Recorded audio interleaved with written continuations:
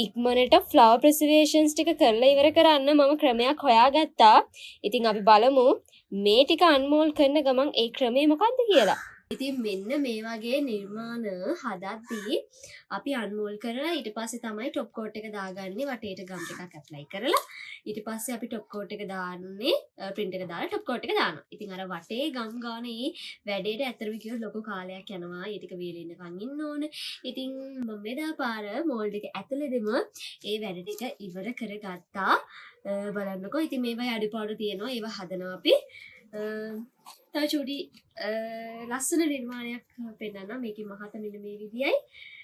මෙන්න මේ නිර්මාණය. ඉතින් මේ හැම නිර්මාණයක් පිටිපස්සෙම ලස්සන කතාවක් තියෙනවා. ඉතින් ඒවත් ඔයාලට ඉස්සරහදී දැනගන්න පුළුවන්. මම ඒවත් ඔයාලත් එක්ක ෂෙයා කරගන්නවා. ඉතින් මේ වගේ ප්‍රසන්ටේෂන් කරගන්න ඕන නම් අපිට මැසේජ් එකක් දාන්න. මතක තියාගන්න අපි කරන්නේ බජට් ප්‍රසන්ටේෂන්ස් විතරක් නෙමෙයි. අපි ලාර්ජ් සයිස් එකේ ප්‍රසන්ටේෂන් කරනවා. ඉතින් ඒව වලට ගොඩක් කල් යන නිසා ටිකක් ඉවසලා තමයි වීඩියෝස් දාන්න වෙන්නේ. ඉතින් හදර ගමන් ඒවත් තියෙනවා. මං ගාවේ දැන් එකක් තියෙනවා. මම පස්සේ ඔයාලට ඒවයි වීඩියෝස් අරගෙන එන්නම්. ඉතින් අපි කරපු ඒවත් තිබ්බා. ඒවයි වීඩියෝස් ෆොටෝස් දාගන්නත් බැරි වුණා. ෆොටෝස් නම් දැම්මත් දන්නේ දැම්මද නැද්ද මතක නෑ මට. ඉතින් ලස්සන නිර්මාණ ටිකක් ඉස්සරහට අපි බලමු. මේ තියෙන ලාර්ජ් ප්‍රසර්වේෂන් එකක් තව ප්‍රසර්වේෂන් හදන්න තියෙනවා.